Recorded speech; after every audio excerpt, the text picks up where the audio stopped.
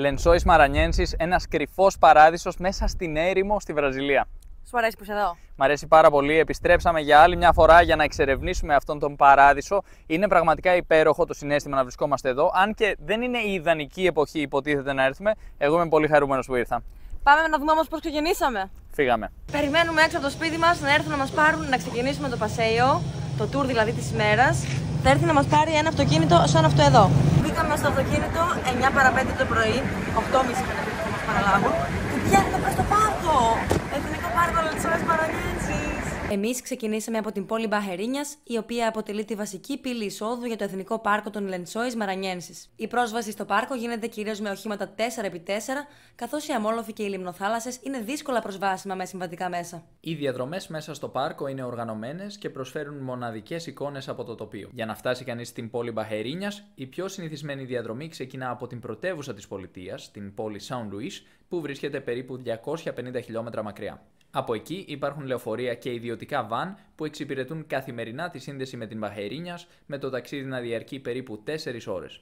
Μια πιο γρήγορη επιλογή είναι να νοικιάσει κάποιος αυτοκίνητο ή να κλείσει ιδιωτική μεταφορά, απολαμβάνοντας παράλληλα τη θέα της περιοχής. Εκτός από την Μπαχερίνιας υπάρχουν και άλλες πύλες εισόδου στο πάρκο, όπως τα χωριά Achins και Santo Amaro. Το Achins είναι γνωστό για την ηρεμία και τη μοναδική του ατμόσφαιρα, ενώ το Santo Amaro προσφέρει πρόσβαση σε λιγότερο δημοφιλείς αλλά εξίσου μαγευτικές λιμνοθάλασσες. Αυτές οι περιοχές είναι ιδανικές για όσους αναζητούν μια πιο απομονωμένη εμπειρία, αν και η πρόσβαση μπορεί να είναι λίγο πιο απαιτητική. Οι επιλογές μετακίνησης και εξερεύνησης είναι πολλές, αλλά αυτό που μένει στο τέλος είναι η μοναδική ομορφιά του τοπίου που δεν μοιάζει με τίποτα άλλο στον κόσμο. Κατεβήκαμε από το όχημα που μας μεταφέρει, που είναι για την εκδρομή τη σημερινή, και προχωράμε όλοι προς το νερό νομίζω, γιατί θα περάσει το όχημα με μια βάρκα στην άλλη μεριά, στην άλλη όχθη του ποταμού. Θα δούμε βέβαια. Εμείς αγοράσαμε αυτή τη θήκη για το κινητό. Πόσο κόστησε? 3,20 ήταν σε ευρώ. Ήταν ένας άνθρωπος εδώ που πουλάει selfie stick και θήκες για κινητά αδιάβροχες. Το δικό μας είναι ήδη αδιάβροχο, αλλά επειδή κάθε φορά που μπαίνουμε το βάζουμε στο νερό το iPhone, μετά μας βγάζει κάτι προβλήματα ότι δεν μπορεί να φορτίσει, έχει μπει νερό μέσα κλπ. Λέμε δεν πειράζει, θα πάρουμε μια θήκη να δούμε αν μπορούμε να τραβήξουμε κάποια βίντεο υποβρύχια μέσα στις λίμνες εκεί στην έρημο που θα φτάσουμε. Τώρα βλέπουμε και έναν άνθρωπο ο οποίος πουλάει καπέλα. Ενδεχομένως να βρούμε και ένα που μας αρέσει, το ψάχνουμε εδώ και καιρό, ένα συγκεκριμένο, αυτό που είναι ανοιχτό από πάνω. Και βλέπω μερικά, για να δούμε.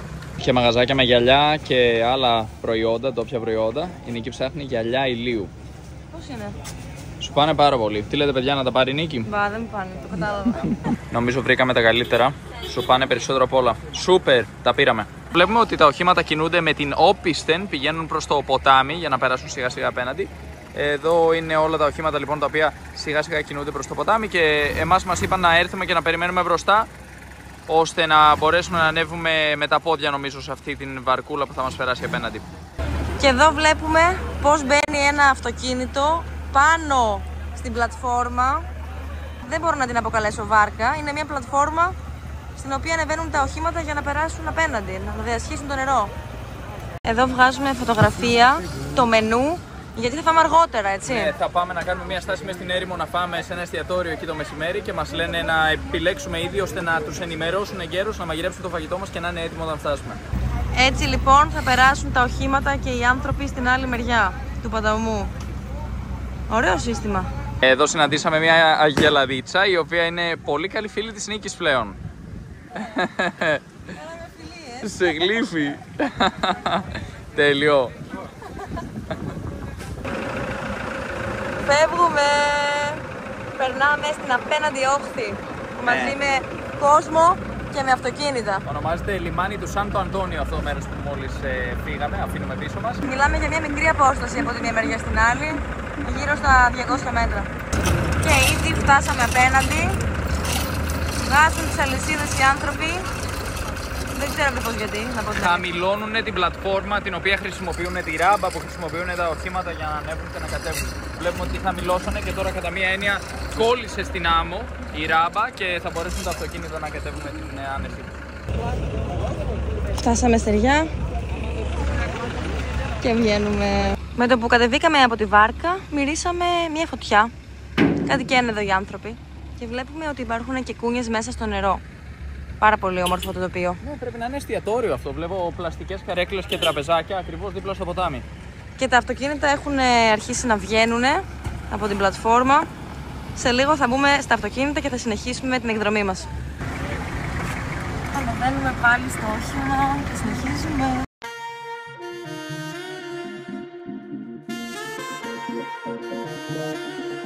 Περνάμε τη γέφυρα!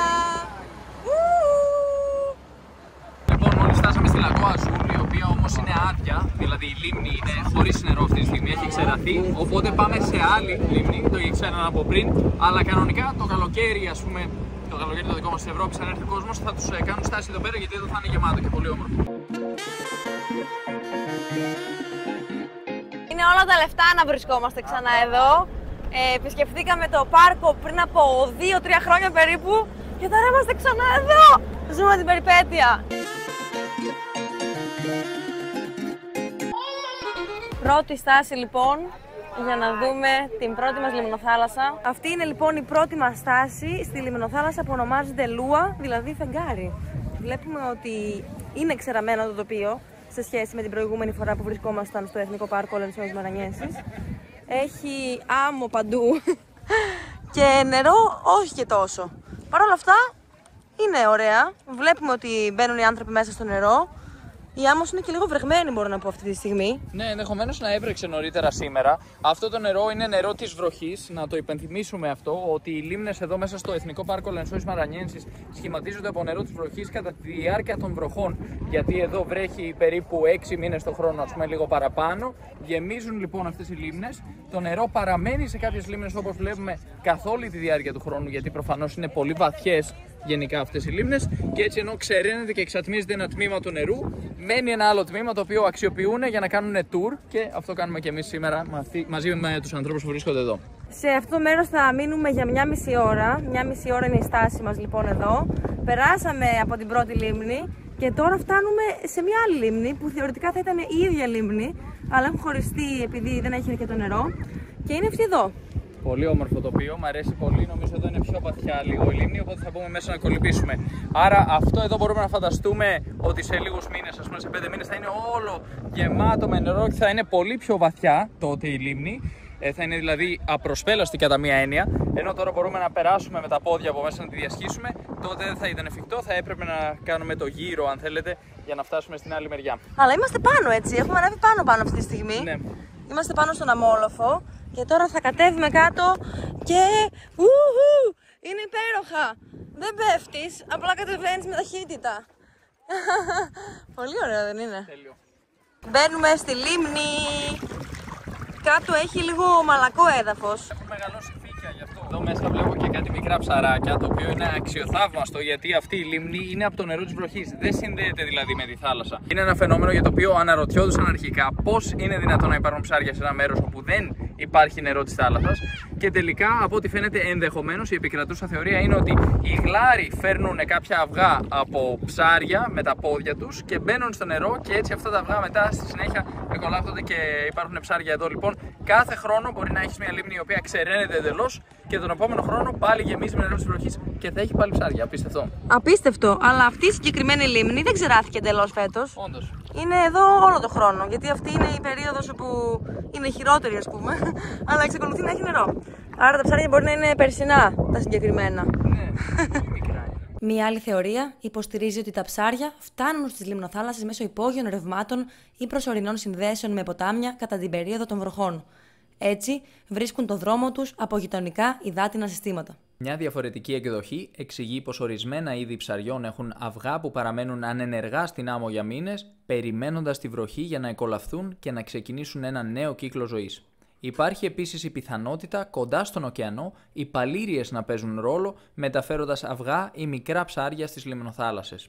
Ωραία, η Νίκη τώρα θα κάνει τα λεγόμενα γιουβαρλάκια, έτσι τα έχουμε αποκαλέσει. Κατρακυλάει μέχρι να φτάσει στη λίμνη. Είναι ο πιο γρήγορος τρόπος για να φτάσετε από πάνω κάτω. Φέρνει τα πάνω κάτω, είναι η Κινάτη και μπαμ! Καλύστηκα! Τέλειο είναι. Τέλεια. Έφτασε η ώρα να φύγουμε. Έφτασε η ώρα να φύγουμε, δυστυχώς, αλλά τι να κάνουμε, πρέπει να πάμε στην επόμενη στάση σιγά σιγά. Στο εστιατόριο που θα φάμε μεσημεριανό, μας είπανε 12 η ώρα πρέπει να είμαστε πίσω στο αυτοκίνητο. Ναι, Νίκη. Θες και αυτό μήπως? Το μικρόφωνο μου. Ναι. Εντάξει, θα το πάρω και αυτό είναι. Δεν είναι για να μολύνουμε το περιβάλλον τώρα με πλαστικά. Αλλά ναι, πάμε για μεσημεριανό. Μας το έχουν ήδη ετοιμάσει, μας περιμένει το μεσημεριανό μας. Τους στείλαμε μήνυμα, ο οδηγός μας τους έστειλε μήνυμα τι θέλουμε να φάμε και θα το ετοιμάσουν, το έχουν ήδη ετοιμάσει μάλλον για όλους τους ανθρώπους, γιατί έτσι τα κάνουν εδώ τα tour. Πω, είναι δύσκολο να ανέβεις αυτό το λόφο. Leg day πάλι. Μας περιμένει λοιπόν το αυτοκίνητο, αλλά βλέπω δεν έχουν έρθει όλοι, είναι μόνο ένας άνθρωπος. Περάσαμε ωραία. Περάσαμε τέλεια, ήταν πάρα πολύ ωραίο. Νομίζω θα συνεχίσει βέβαια το tour. Έχουμε μέχρι τις 8 το βράδυ μας είπαν, μέχρι να φτάσουμε πίσω. Τώρα είναι μεσημέρι, 12 η ώρα. Αλλά έχουμε υπόψη ότι ξεκινήσαμε 8.30-9 η ώρα το πρωί. Μιλάμε για σχεδόν 12 ώρες tour, έτσι. Έτοιμοι για τη δεύτερη στάση της εκδρομής.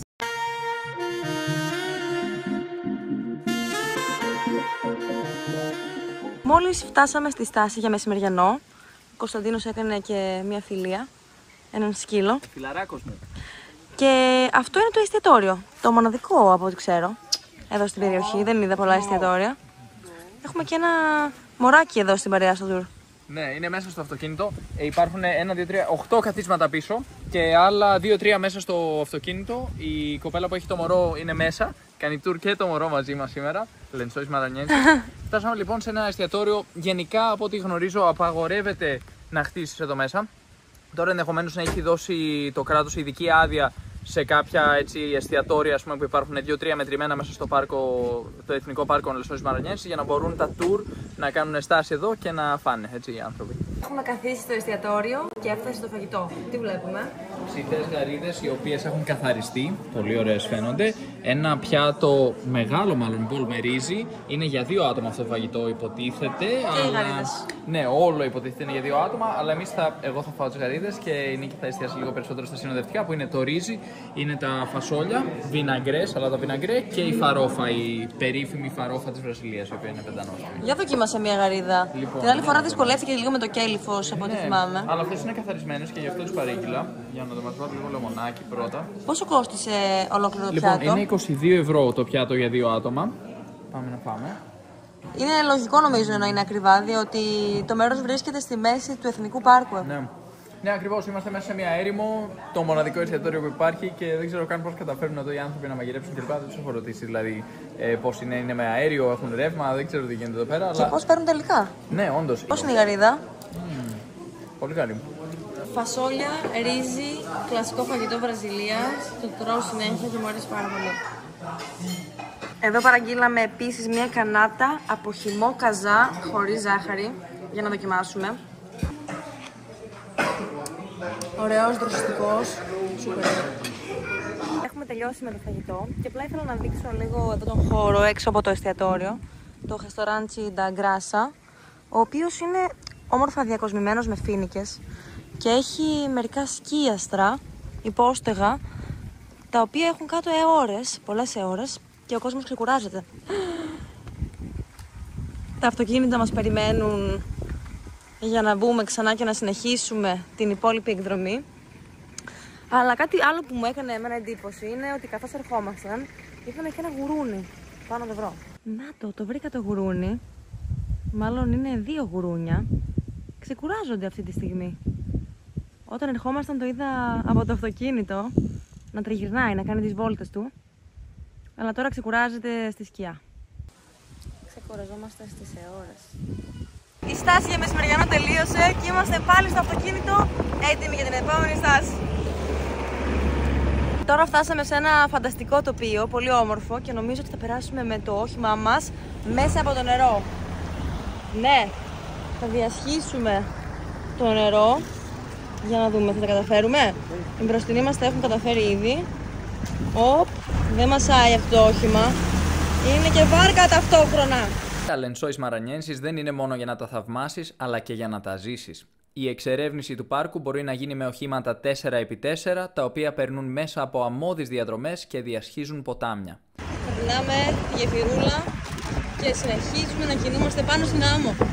Μόλις περάσαμε και κατσίκες. Το αυτοκίνητο μας άφησε εδώ, ακριβώς μπροστά στην πινακίδα που λέει ότι πηγαίνουμε προς Λαγκόα Μπονίτα και θα ανέβουμε σε λίγο κάποιες σκάλες ή τέλος πάντων ένα λόφο. Νομίζω υπάρχουν 2 επιλογές, σκάλα ή λόφος. Πριν φτάσουμε όμως εκεί, βλέπουμε ότι στο δεξί μας χέρι υπάρχει ένα κτίσμα το οποίο έχει μάλιστα και ηλιακό πάνελ πάνω και πιάτο, δορυφορικό πιάτο. Υπάρχει ένα κατάστημα εδώ από ό,τι κατάλαβα που πουλάει κάποια προϊόντα, μπορούμε να φάμε κάτι αν θέλουμε. Κρέπες. Ναι. Λες. Δεν είμαι σίγουρος. Κάτι τηγανίζουν εδώ για να έχουν και την νουτέλα δίπλα στο τηγάνι. Λογικά κάτι τέτοιο θα είναι. Δέχονται, λέει, κάρτες, δέχονται πίξ επίσης και φυσικά μετρητά. Τσάντες βλέπω εδώ και πολύ δημιουργικά παγκάκια. Πολύ όμορφο. Αλλά για να φτάσουμε στην λίμνη Μπονίτα πρέπει να περπατήσουμε γύρω στα 25 λεπτά. Μας είπαν ότι καλύτερα να αφήσουμε τις σαγιονάρες μας όλοι στο αυτοκίνητο. Άρα τώρα περπατάμε ξυπόλυτοι. Ναι, πιο πολλοί το κάνουν γιατί μάλλον κάποιοι χάνουν τις σαγιονάρες μέσα στο πάρκο και επειδή δεν θέλουν να μολύνουν, ας πούμε, το μέρος γιατί είναι χώρος υποπροστασία. Φυσικά δεν θέλουν να πάρουμε μαζί μας σαγιονάρες και έτσι μένουν όλοι στο αυτοκίνητο και είμαστε όλοι ξυπόλυτοι. Κάποιος μάλιστα παραπονέθηκε ότι είναι ζεστή άμμος. Δεν είναι όμως. Δεν είναι, μια χαρά είναι εδώ, ναι. Τελικά είπαμε να ανέβουμε από τη σκάλα, αλλά βλέπουμε ότι δεν είναι μια κανονική σκάλα, είναι μια σκάλα γεμάτη άμμο. Τέλειο. Δεν είναι σκάλα ουσιαστικά, έτσι. Υπάρχει μια σκάλα, απλώς έχει πέσει η άμμος από πάνω της και την έχει υπερκαλύψει. Εντάξει. Βοηθάει πάντως. Σίγουρα βοηθάει, ναι. Ανεβήκαμε τη σκάλα και τώρα κατεβαίνουμε τη σκάλα. Και μπροστά μας τι έχουμε? Έχουμε την έρημο των Λενσόης Μαρανιένσης. Όχι, δεν είναι έρημος, δεν βλέπεις τη λίμνη. Αχνοφαίνεται. Βλέπετε, σε 5 μήνες θα είναι έτοιμη. Πλάκα κάνουμε. Εδώ θα ήταν το Lagoa Bonita, αλλά έχει στεγνώσει αυτή τη στιγμή και τώρα έχει μόνο άμμο. Αλλά εμείς θα περπατήσουμε για να φτάσουμε σε ένα άλλο σημείο της λίμνης, της ίδιας λίμνης, που δεν έχει στεγνώσει εντελώς. Στο βάθος βλέπουμε άλλους ανθρώπους που περπατάνε προς τα εκεί. Φαίνονται αυτή τη στιγμή λίγο σαν μυρμήγκια. Αχνοφαίνονται κι αυτοί. Όπως και το Lagoa. Περπατάμε στην έρημο, περπατάμε στην έρημο. Καίγεσαι. Καίγομαι. Αλλά πιο πολύ με έκαψε το τραγούδι σου νομίζω παρά ο ήλιος. Αλλά εδώ τι είναι ο τρεμός? Λέω να αρχίσω να το παίρνω τρέχοντας εγώ. Να φύγω. Φύγαμε.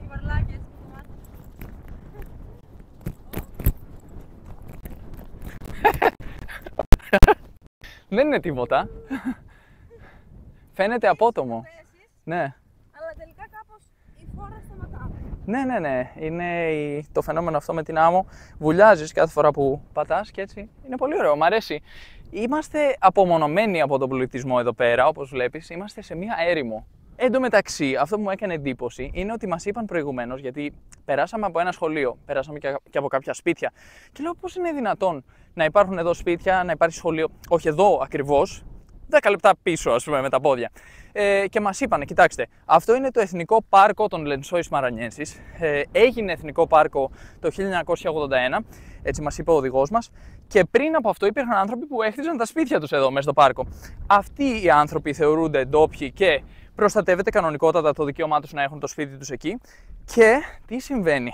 Λέω, αφού έχουν παιδιά, οι άνθρωποι έχουν οικογένειες, πού πηγαίνουν σχολείο αυτά τα παιδιά? Λοιπόν, έρχεται ένα όχημα σαν αυτό που μας φέρνει εδώ να κάνουμε tour καθημερινά, παίρνει τα παιδιά από κάθε σπίτι σε αυτό το όχημα, ας πούμε, ο Δήμος, που είναι ένα πρόγραμμα επιδοτούμενο. Έτσι, οι άνθρωποι αυτοί δεν πληρώνουν κάτι για αυτή την υπηρεσία.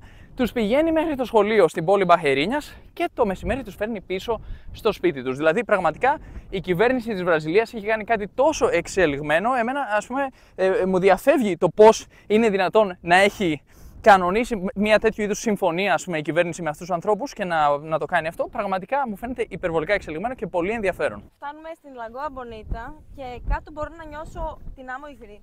Αναρωτιέμαι γιατί είναι υγρή, γιατί δεν έχει βρέξει όλη μέρα. Πάντως, ακόμα και εδώ είναι ξηρό το τοπίο, αλλά μπροστά μας βλέπουμε το νερό. Ναι, όντως βλέπουμε τη λίμνη Lagoa Bonita, την όμορφη λίμνη δηλαδή, αν το μεταφράσουμε στα ελληνικά. Είναι πραγματικά πανέμορφο το τοπίο. Δες εδώ όμως, τι όμορφο αυτό, το έχουν τοποθετήσει έτσι για να βγάλεις φωτογραφία και νομίζω κάπου εδώ θα βγάλουμε και μια φωτογραφία, έτσι. Καθώς πλησιάζουμε προς το νερό, σκέφτομαι να το πιω γιατί διψάω κιόλας. Και έχουμε λίγο νερό στην τσάντα και εδώ δεν έχει κανένα μαγαζί που να πουλάει το οτιδήποτε. Είναι πόσιμο εντωμεταξύ. Είναι πόσιμο, ναι. Αλλά δεν ξέρω πόσο θέλω να το πιω, πόση Ναι. όρεξη έχω να το πιω. Οι άνθρωποι έχουν μπει μέσα. Δεν είναι από τις πιο βαθιές λιμνοθάλασσες της περιοχής αυτή τη στιγμή. Πολύ καλή. Wow. φωτογραφία. Τέλειο. Ναι. Τέλειο. Είναι για να μουλιάσεις εδώ. Πάμε να βγούμε. Στα Λενσόης Μαρανιένσης, η φύση μοιάζει να σου δίνει την ελευθερία να εκφραστείς όπως θες. Εδώ μπορείς να τρέξεις, να δοκιμάσεις ακροβατικά ή απλώς να αφαιθείς στην απεραντοσύνη του τοπίου. Είναι ένα μέρος που σου θυμίζει πως δεν υπάρχει σωστό ή λάθος. Μόνο η χαρά του να είσαι αληθινά εσύ. Παρά την εμφάνισή του ως ερήμου, το πάρκο δέχεται περίπου 1.200 χιλιοστά βροχής ετησίως, κυρίως μεταξύ Ιανουαρίου και Μαΐου. Αυτή η βροχόπτωση γεμίζει τις κοιλάδες μεταξύ των αμόλοφων με γλυκό νερό, δημιουργώντας προσωρινές λιμνοθάλασσες που μπορεί να φτάσουν σε βάθος έως και 3 μέτρα. Το νερό παραμένει λόγω ενός αδιαπέραστου στρώματος βράχου που βρίσκεται κάτω από την άμμο, εμποδίζοντας την αποστράγγιση. Μπορείς να περπατήσεις ξυπόλυτο στην άμμο, να κολυμπήσεις στις λιμνοθάλασσες και να νιώσεις την απόλυτη ηρεμία αυτού του φυσικού παραδείσου. Περπατήσαμε στην έρημο και φτάσαμε σε μία άλλη λαγκόα. Πώς λέγεται? Λέγεται Λαγκόα Τέστα Μπράνκα και βλέπουμε ότι υπάρχουν αρκετοί άνθρωποι εδώ, τόσο μέσα στη λίμνη, όσο πάνω στο λόφο απέναντί μας. Περιμένουν να παρακολουθήσουν τη δύση του ηλίου. Ένα κλασικό φαινόμενο εδώ στη Βραζιλία, όταν κάποιος πραγματοποιεί tour, μία από τις στάσεις προς το τέλος της ημέρας είναι για να παρακολουθήσουμε τη δύση του ηλίου. Ονομάζεται Pôr do Sol εδώ. Άρα βλέπουμε ότι αυτοί οι άνθρωποι θα παρακολουθήσουν εδώ τη δύση του ηλίου, αλλά εμείς πρέπει να είμαστε πίσω σε 25 λεπτά σε εκείνη την πράσινη σκάλα που ήμασταν πριν για να παρακολουθήσουμε τη δύση του ηλίου εκεί με το δικό μας group. Είναι απαραίτητο για τους Βραζιλιάνους να παρακολουθούν τη δύση του ηλίου. Τους αρέσουν τα ηλιοβασίλεματα και σε ποιον δεν αρέσουν. Όποιος έχει πολύ καιρό να δει το ηλιοβασίλεμα, μπορεί κάτι να του φταίει και να μην ξέρει τι είναι. Αυτό είναι. Άνοιξε το παράθυρο, κοίτα το ηλιοβασίλεμα και όλα θα πάνε καλύτερα. Είδες ένα από τα βίντεο μας, λογικά θα έχουμε και καμιά δύση του ηλίου εκεί, δεν παίζει. Και μήπως να κάνουμε και subscribe τότε αφού θα δουν το βίντεο. Επί τη ευκαιρία, μιας που το λέμε τώρα και τον φέρει κουβέντα, ρε παιδιά, δεν κάνετε και ένα subscribe. Subscribe. Μόλις πέρασε και ένα ελικόπτερο ακριβώς από πάνω μας, μάλλον είναι κάποιο tour. Υπέροχο ηλιοβασίλεμα, έτσι δεν είναι? Είναι απίστευτο. Δηλαδή πείτε μας είναι εσείς. σχεδόν αόρατο. Απίστευτο, το βλέπετε? Είναι μόνο για τους έξυπνους το βλέπουν. Παιδιά, εντάξει, λοιπόν δεν είχε ηλιοβασίλεμα σήμερα, δυστυχώς. Αλλά δεν πειράζει. έχει αυτό. Έχει όμως αυτό, ναι, δείτε, ακριβώς δίπλα στο πάρκι τους Lençóis Maranhenses έχουμε πάρα πολύ βλάστηση, δηλαδή πραγματικά είναι λες και από τη μία έχουμε τη ζούγκλα και από την άλλη έχουμε την έρημο, εδώ που βρισκόμαστε. Με χτυπούσαν στο πρόσωπο καθ' όλη τη διάρκεια, γιατί μετά το μεσημεριανό κάναμε μία ώρα διαδρομή μέχρι να φτάσουμε εδώ. Και έμπαιρναν τα κλαδιά, μας χτυπούσαν στο πρόσωπο αυτοί που καθόμασταν έξω, στην έξω μεριά, γιατί είμαστε 4 σε κάθε σειρά του αυτοκινήτου. Και εμείς ήμασταν με τα φύλλα να μας χτυπάνε. Αλλά εντάξει, δεν πειράζει. Αυτό είναι λοιπόν το μέρος που περάσαμε. Τώρα το βλέπουμε από ψηλά, γιατί όταν είσαι από κάτω δεν το βλέπεις καθόλου έτσι. Όντως. Είναι πάρα πολύ όμορφο, δεν το περίμενα καθόλου έτσι το μέρος. Να πούμε ότι βρήκα και ένα δαχτυλίδι στην άμμο. Wow. Είναι το καινούργιο μου δαχτυλίδι, εντάξει, δεν μου κάνει και πάρα πολύ. Ίσως να το βάλω στο άλλο δάχτυλο. Αλλά νομίζω ότι κάπου εδώ θα τελειώσει και το tour της ημέρας. Η εκδρομή ήταν φανταστική. Ανυπομονώ να ξαναγυρίσω σε αυτό το μέρος, γιατί είναι ένα μέρος που θέλω να ξαναέρθω. Ναι, και εγώ το ίδιο, πραγματικά. Εδώ βλέπουμε τους ανθρώπους να φτιάχνουν ταπιόκα. Βάζουν τη ζύμη από ζυμάρι μανιόκας μέσα στο τηγάνι και ψήνεται. Και ο Κωνσταντίνος τρώει ήδη τη δικιά του εδώ. Και τώρα θα φτιάξουν και μία και για μένα. Αυτή λοιπόν είναι η δικιά μου ταπιόκα. Έχει μέσα κασέρι και έχει μέσα και καρύδα. Είναι λίγο γλυκιά λόγω της καρύδας, αλλά αλμυρή λόγω του κασεριού. Ωραίος συνδυασμός. Η σημερινή εκδρομή χωρίζεται σε 2 ξεχωριστά tour με συνολικό κόστος 32 ευρώ ανά άτομο. Εμείς επιλέξαμε να επισκεφτούμε το πάρκο τον Ιανουάριο, που θεωρείται η χαμηλή περίοδος, αλλά η εμπειρία ήταν μοναδική. Ελπίζουμε κάποια στιγμή να το επισκεφτείτε κι εσείς.